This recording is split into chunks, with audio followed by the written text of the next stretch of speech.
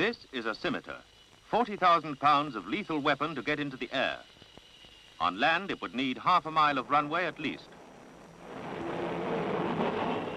Same engines, different aircraft. A Sea Vixen landing at 130 knots, 720 feet of flight deck, and there's room to park.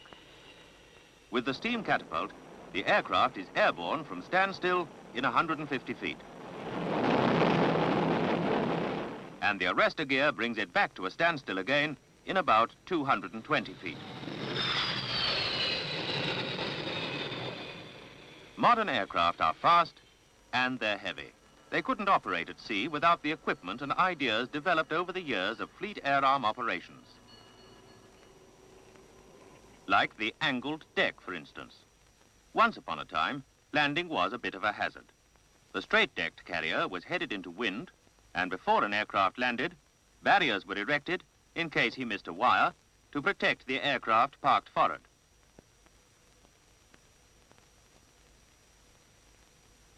After the landing, the barriers were lowered and the aircraft taxied over them into the park.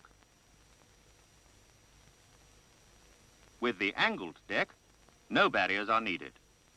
The landing area is offset several degrees to port, and the ship steers so as to bring the wind down the angle. With a clear run and nothing in the way, an aircraft can land like this,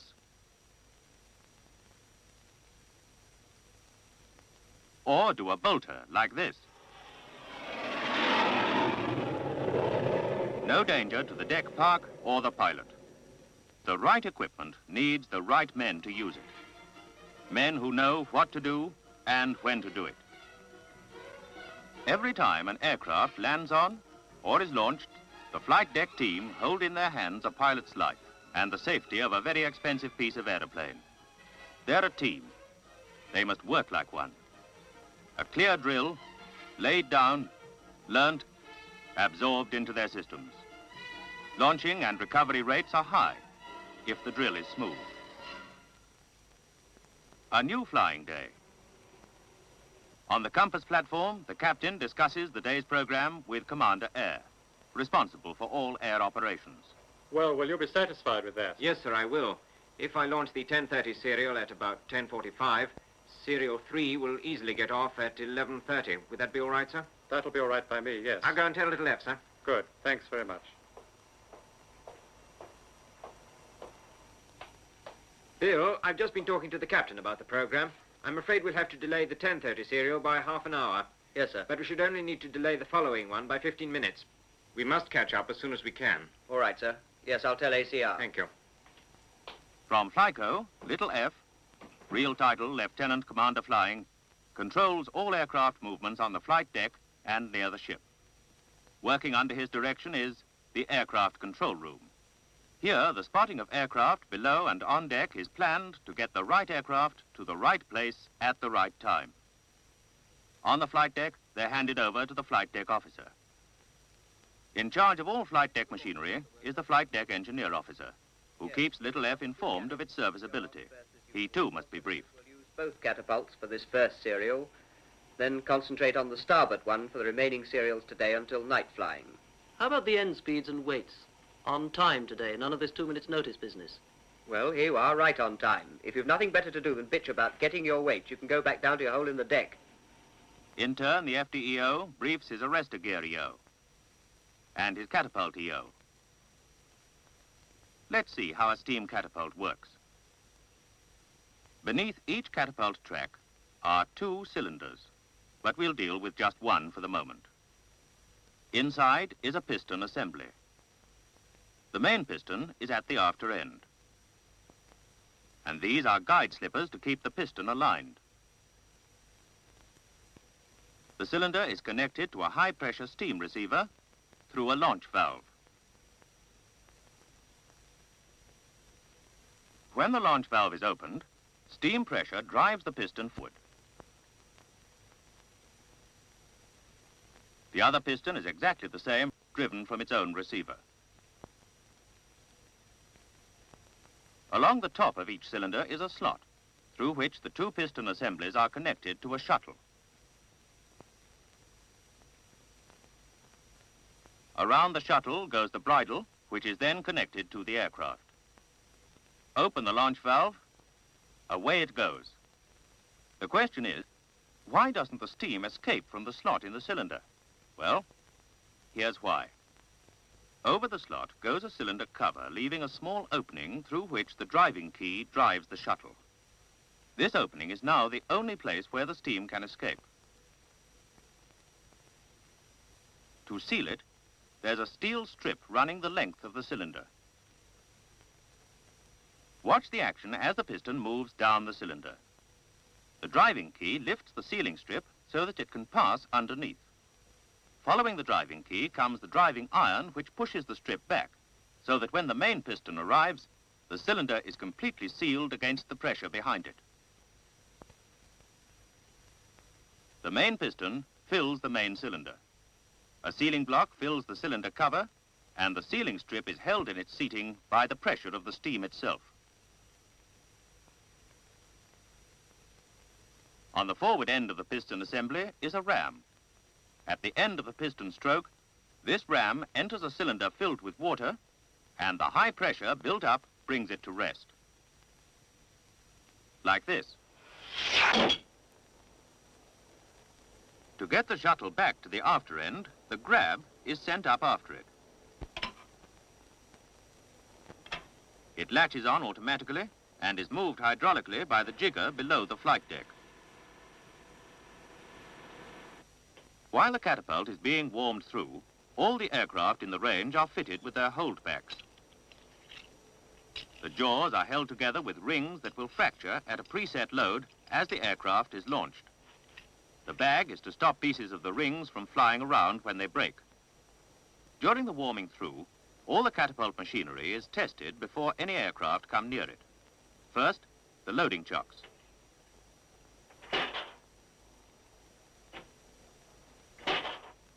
Positioner rollers can move the aircraft athwartships to get it into position.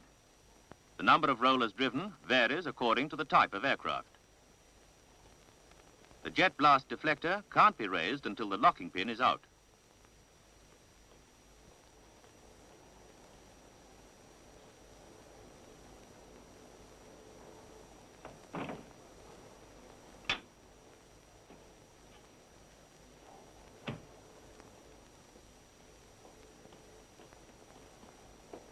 The holdback loader is movable and must be set in the right position for the first type of aircraft. Then it's locked.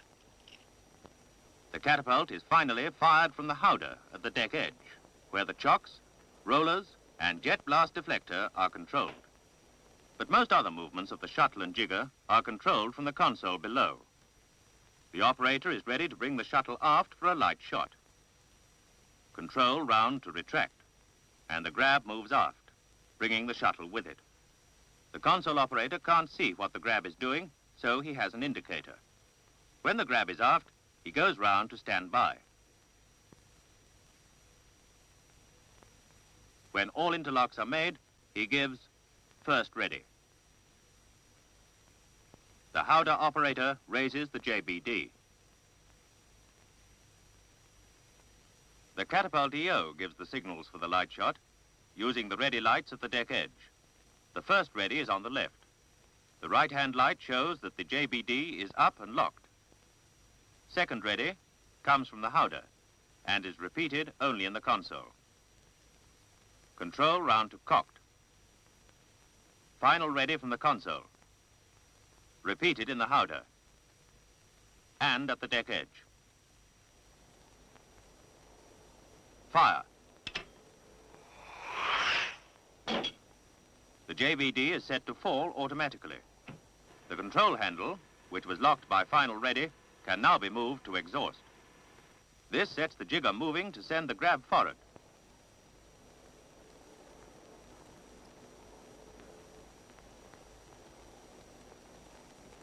The full cycle of the catapult has now been proved, and the shuttle is maneuvered forward until flying starts. The launching drill is in 4 stages. Stage 1, the aircraft is directed onto the catapult. Stage 2, it's positioned by the roller mat, and the bridle and holdback are fitted. Stage 3 is the tensioning.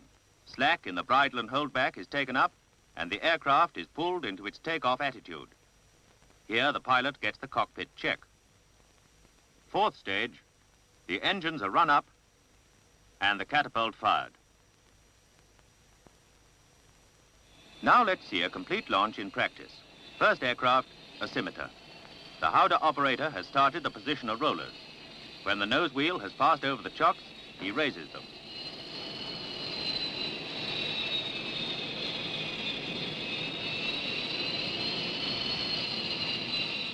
The JBD rises. With the aircraft centered, the rollers are stopped, and the holdback is fitted. Ship's course and wind speed stabilized. Captain's permission to fly. A green light from FLYCO. The signal to retract comes from number 1 of the crew. Retract.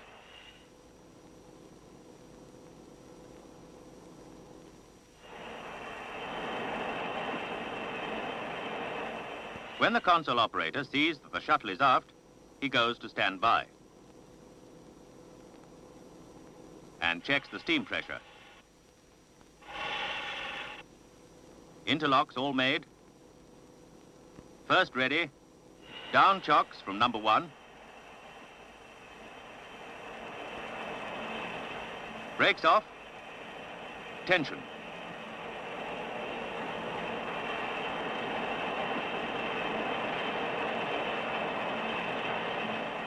When number 1 is satisfied, he clears the crew away and hands over to the flight deck officer. The pilot is given the checkboard.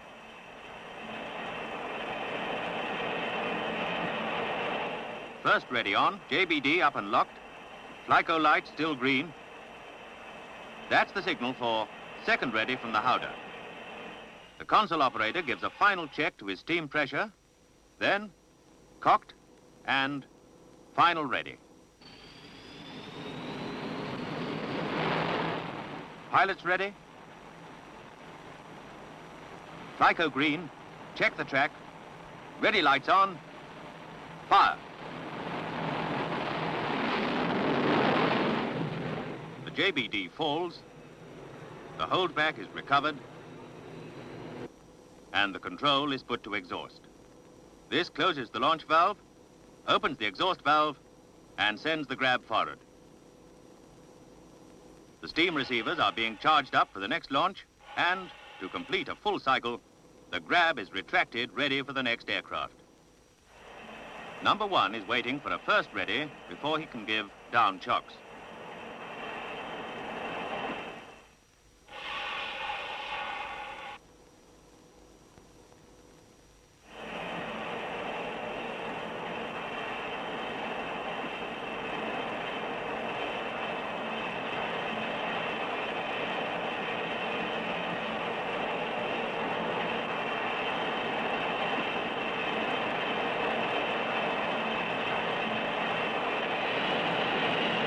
The pilot is happy. Wait a minute, no he isn't. Cancel in the howdah and the console. The shuttle is maneuvered aft until the bridle drops off. The engines have been left at takeoff setting in case anything goes wrong. Now it's safe to throttle back.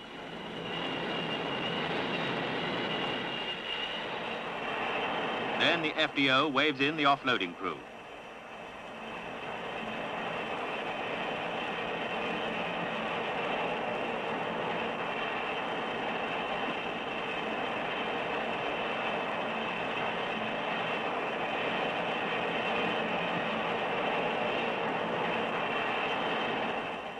The aircraft is pushed back abaft the chocks to slacken the holdback.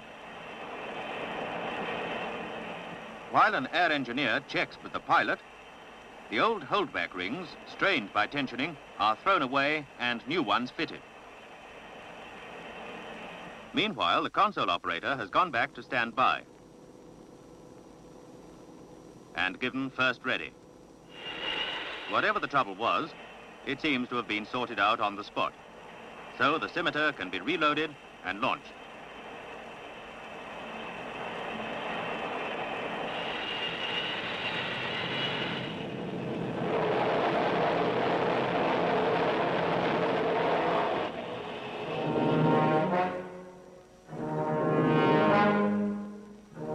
Last launch of the serial coming up, a Sea Vixen. Quickly, some changes have to be made for the different aircraft type. Vixen 245, steam pressure 310.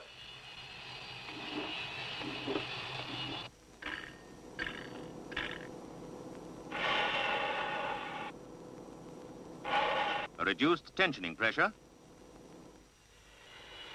and a change in the number of driven rollers.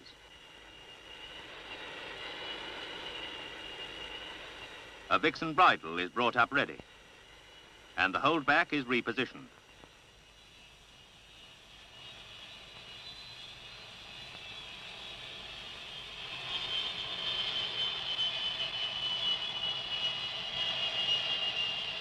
Now the Vixen can be loaded.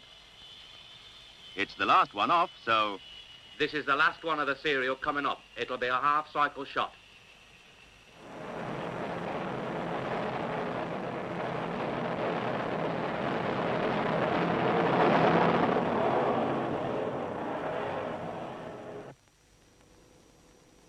The control goes to exhaust, then a change of drill. Round to half cycle. This puts the grab forward and leaves it there until the next launch. The heating steam valve is opened up to keep the catapult warm until it's needed again. The hydraulic supply to the chocks is shut off and the holdback anchor block is removed.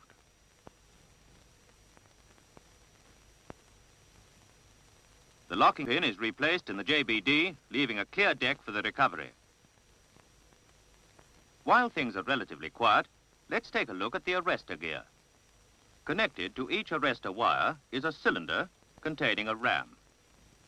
There's a set of sheaves on the end of each, and the arrestor wire is led down from the deck and rove round these sheaves. So, as the wire is pulled out, the ram is forced into the cylinder. The cylinder is filled with fluid, and it's connected to a piston-type accumulator through a control valve. Backing up the accumulator piston is a vessel of compressed air at 650 pounds per square inch.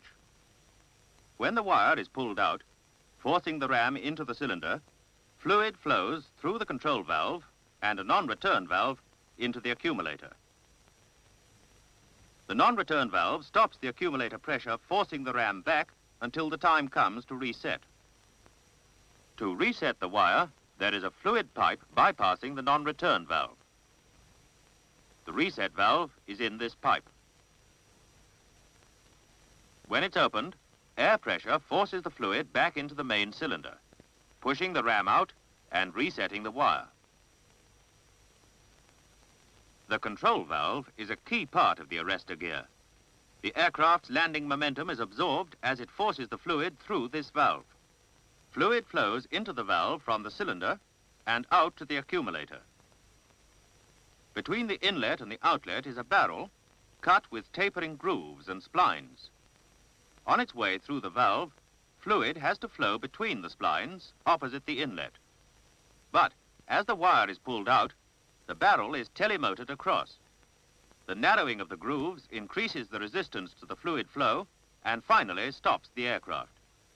The barrel moves back when the wire resets. The splines cut on the barrel are of differing widths to offer greater or smaller resistance build-up to the fluid flow according to the weight of the aircraft. Indexing the spline valve to suit different types of aircraft is a vital part of the arrestor gear drill. Recovery stations, stand by to receive 2 Vixens. The arrestor gear settings for the type of aircraft are transmitted from Flyco to all control positions. In the main control room below, they're acknowledged by the watchkeeper, who then sets them up.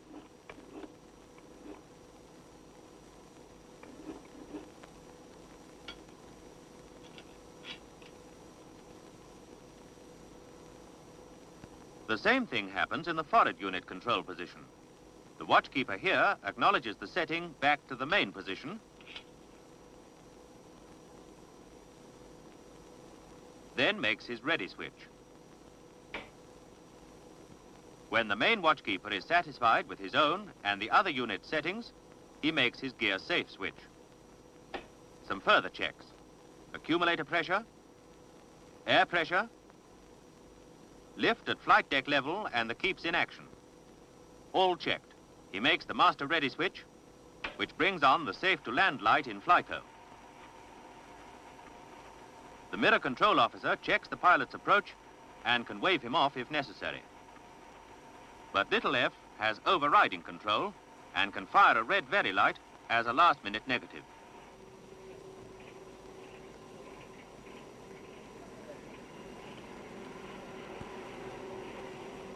Wheels down, flaps down, hook down.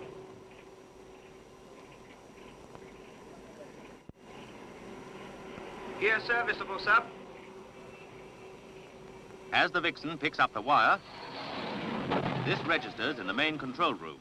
So, off goes the master ready switch, bringing on the unsafe to land light in FLYCO and at the mirror.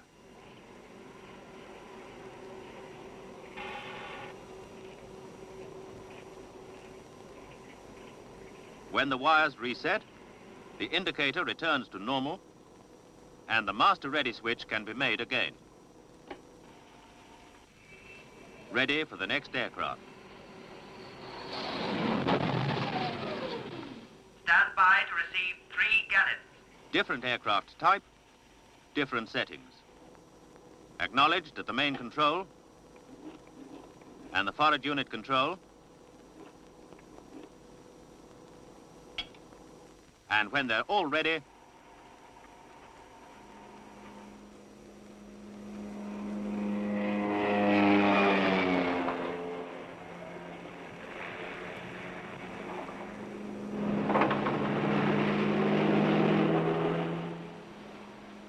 Stand by to receive 6 scimitars.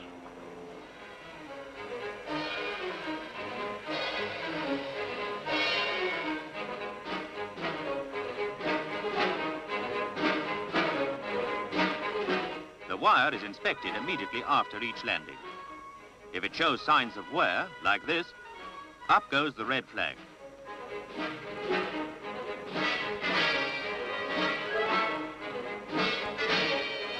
There's no time to change it just now, but it mustn't be used again.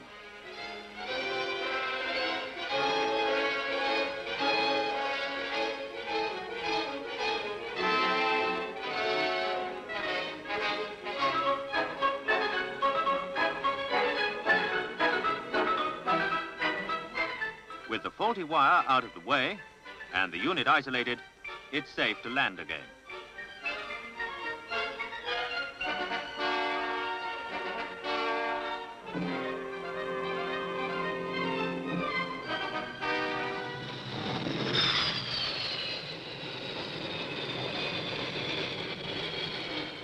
Later, when time permits, the old pieces of wire are uncoupled and a new center span connected.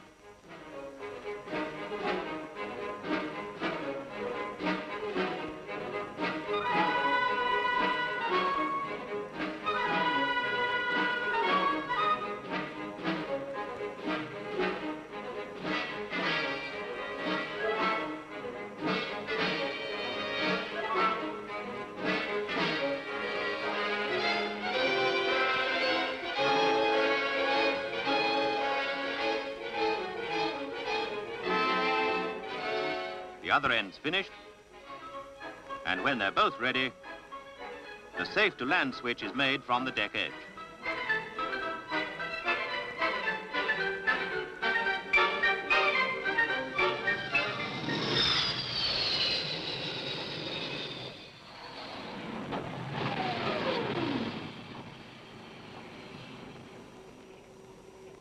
Flaps down, wheels down. Negative hook, sir.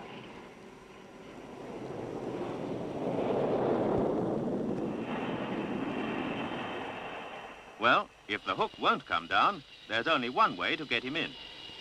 Flight deck, rig heavy barrier, 3 packs.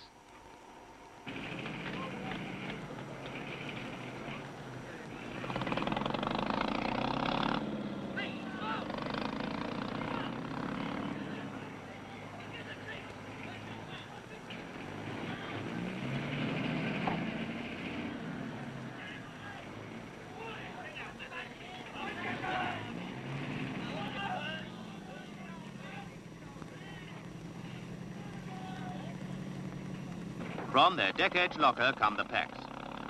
Made of undrawn nylon, they'll pull out to many times their own length and absorb the aircraft's momentum.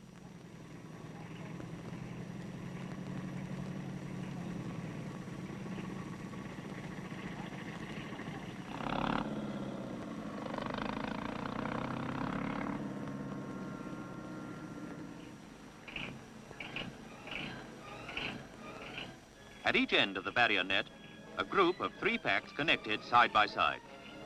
Here's the starboard group. The after end is anchored to the deck and the pack fleeted forward.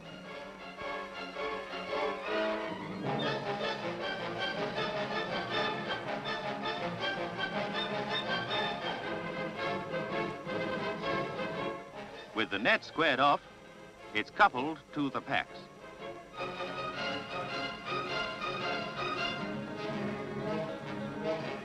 Connect the jackstay and take up the slack.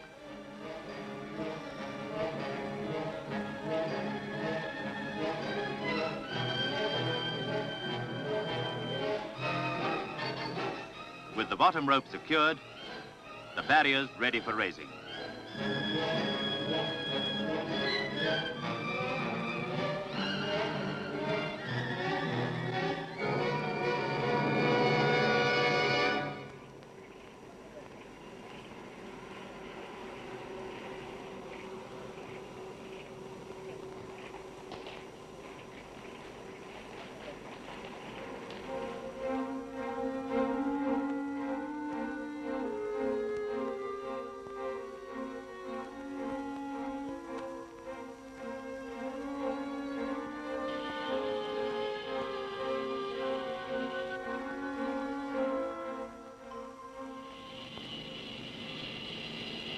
Hooks come down, sir.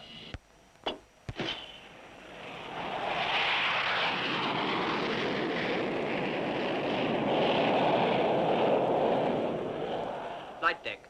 Unrigged barrier.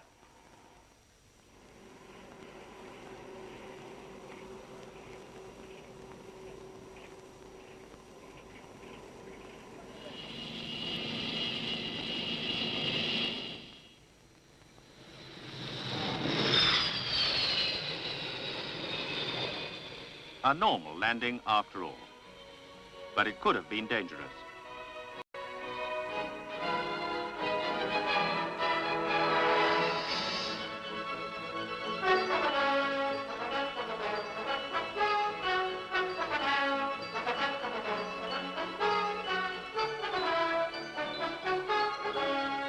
Knowing your drill and practicing it can mean the difference between life and death for a pilot. His life is in your hands. Don't let him down.